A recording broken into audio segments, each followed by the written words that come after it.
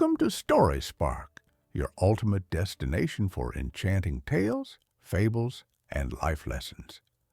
Dive into captivating stories for adults and others that teach important morals and inspire positive thinking. From classic animal fables to inspiring life lessons, our animated and narrated stories make learning fun and memorable. Subscribe for new moral stories every week and spark your imagination with every tale.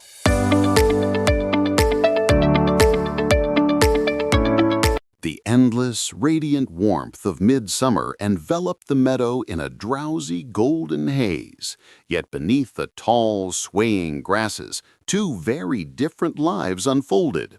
One belonged to Pip, a small, tireless ant whose antennae constantly twitched with industry and purpose. Pip viewed the summer not as a time for relaxation, but as a critical, vanishing window of opportunity. From dawn until the moment the heavy dew began to settle, he hauled tiny grains of wheat, fragments of dried berries, and nourishing seeds, storing them deep within his meticulously constructed underground larder. Every movement was efficient, driven by the foresight of future hardship. His philosophy was simple and unwavering. The work performed today would guarantee survival tomorrow. Meanwhile, Skip the Grasshopper spent his days perched dramatically atop a sun-drenched thistle, his emerald-green wings shimmering as he practiced new, cheerful melodies on his fiddle. Skip saw no reason to rush. The sun was generous, the food abundant, and the joy of the present moment was, to him, the only meaningful currency.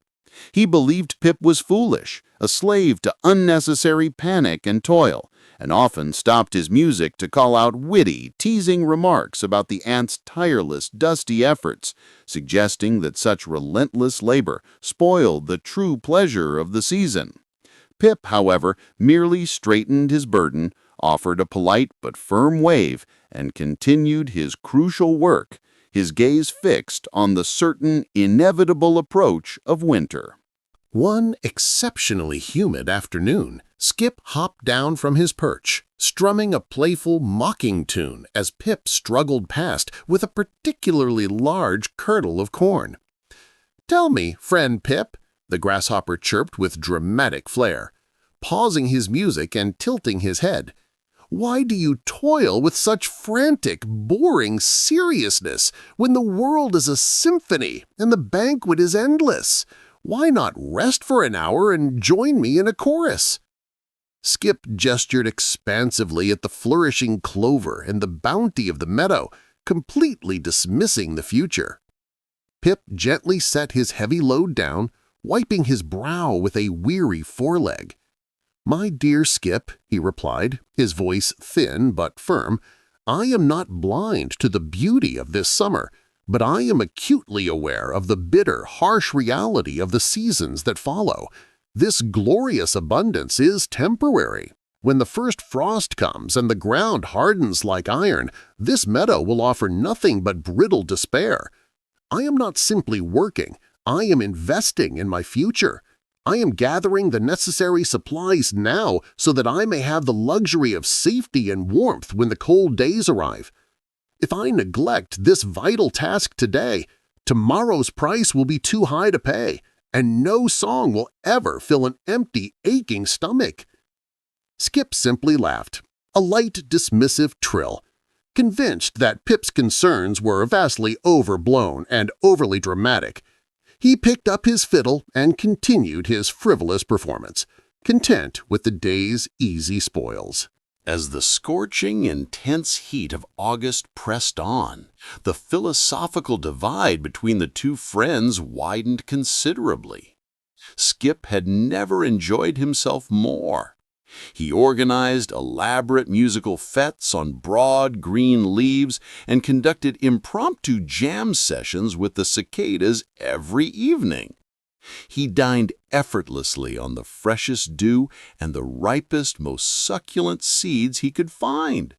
His days marked only by the shifting angle of the sun and the next catchy tune.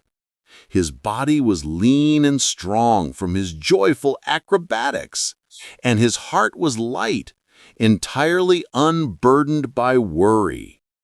Pip, conversely, was beginning to show the unmistakable signs of his relentless devotion to labor. His back ached, his legs were perpetually dusty, and his muscles were perpetually sore from constantly hauling provisions that often dwarfed his own small stature. He had now built several complex, spacious chambers deep beneath the soil, each one rapidly filling with perfectly dried and preserved foodstuffs. Sometimes a flicker of envy would cross his mind as he heard the grasshopper's distant, carefree music. The desire to simply drop his burden and rest was a constant temptation. Yet, whenever he felt his resolve weaken, he would pause, take a deep, centering breath, and picture the cozy, full, secure interior of his nearly complete larder. That vision of guaranteed comfort and security served as a far stronger, more compelling motive than any brief moment of midsummer rest, driving him back to his work with renewed, silent urgency. One morning, the familiar, suffocating stillness of the air was suddenly broken by an unfamiliar, sharp clarity, and the sun seemed to rise with a colder, less forgiving glare. A thin, insistent breeze, smelling subtly of damp earth and distant, decaying leaves, began to snake through the meadow, an early, unmistakable herald of the imminent seasonal shift. Pip recognized this atmospheric change instantly, interpreting it as a direct, urgent command to accelerate his operations. He immediately ceased the construction of new storage areas and focused entirely on rapidly stockpiling the last, most crucial reserves of protein and fats. He was now operating with a feverish, almost frantic energy, aware that the remaining time for effective foraging was shrinking rapidly. Skip, however, merely shivered slightly in the uncharacteristic cool air and blamed it on a lack of proper morning exercise. "A good, vigorous song will soon warm the air," he declared, tuning his fiddle with a casual, indifferent shrug. When Pip advised him, more directly and sternly than before, that the time for play was over and that immediate preparation was now absolutely critical, Skip simply laughed louder. "My dear aunt," the grasshopper replied, eyes narrowed in disbelief, "you worry over a simple puff of wind. The world is too generous to suddenly abandon us. I shall dine on the remaining abundance of the land until the very moment the snow falls, and then I'll simply find a warm rock." Pip, exasperated but accepting, shook his head silently and returned to his work, knowing that he had done all he could to issue the necessary warning. The lush, vibrant green of the meadow began its slow, inevitable surrender to the muted, earthy tones of autumn.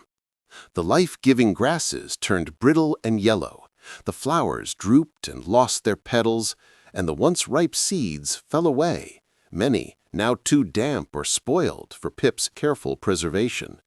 The grasshopper, belatedly noticing the undeniable decline in readily available food, felt a faint, momentary stab of genuine concern. The easy, casual foraging that defined his summer was over. He now had to hop further and search much harder just to find a simple meal. Yet, he still refused to commit to the difficult, necessary labor of building a shelter or storing food. "Why should I bother now?" he mused carelessly, chewing on a particularly dry piece of grass.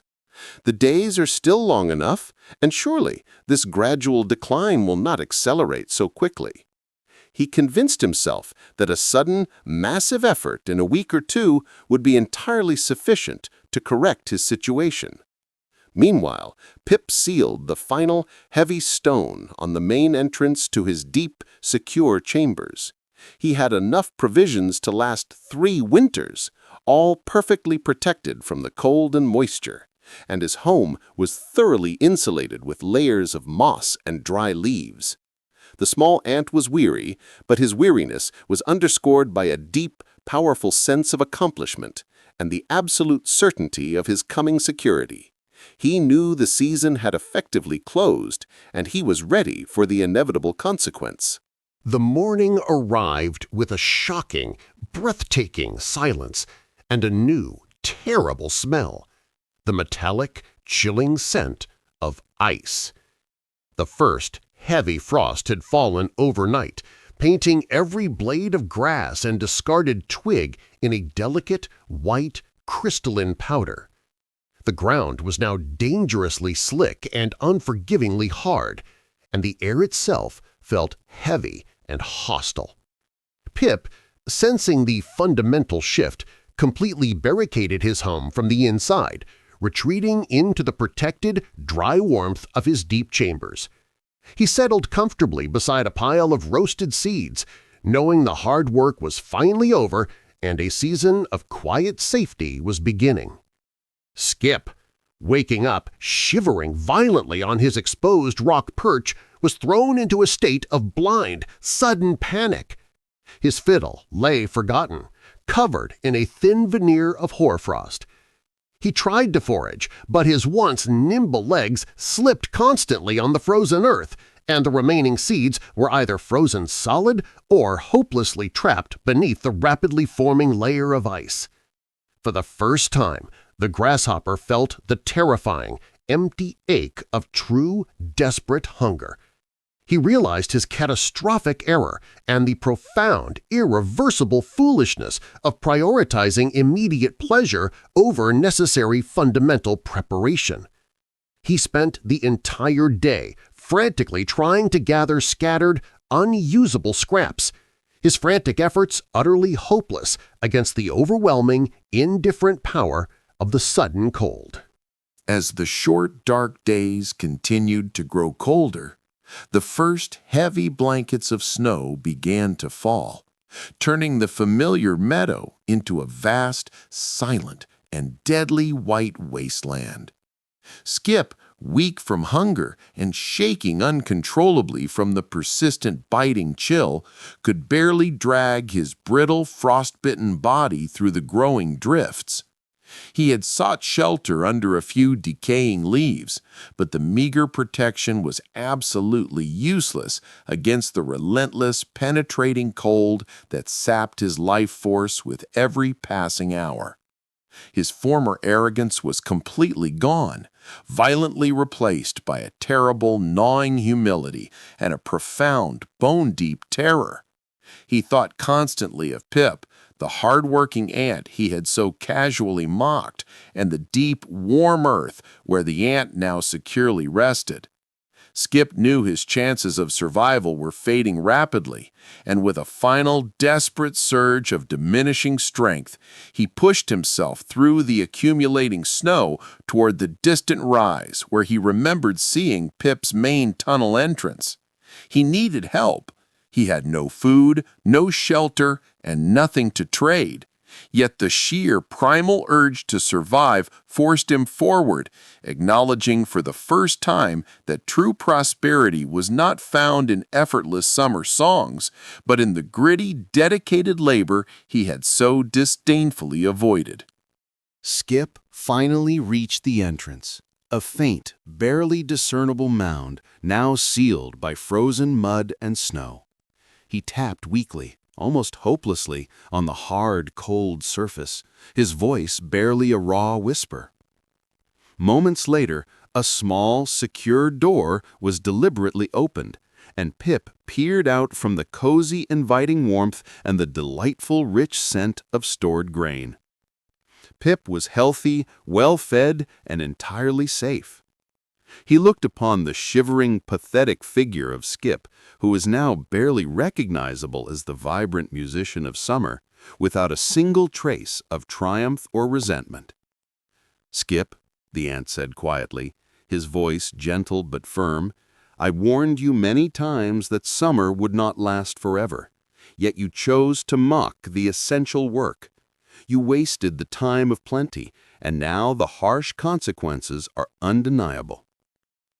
Skip could only nod miserably, tears freezing on his cheeks as he confessed his profound, reckless foolishness and begged simply for a crumb of charity, not a handout.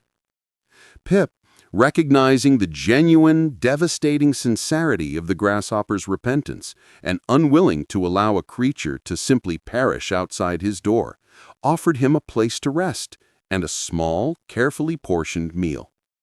"Hard work pays off, Skip," Pip concluded, "but the greatest payment is the wisdom to plan for the inevitable future, even when the present feels eternal.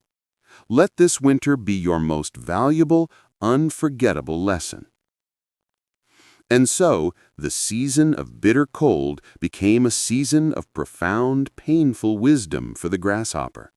This enduring, vital fable reminds us all of a simple, crucial truth, that effort expended today is the security earned tomorrow.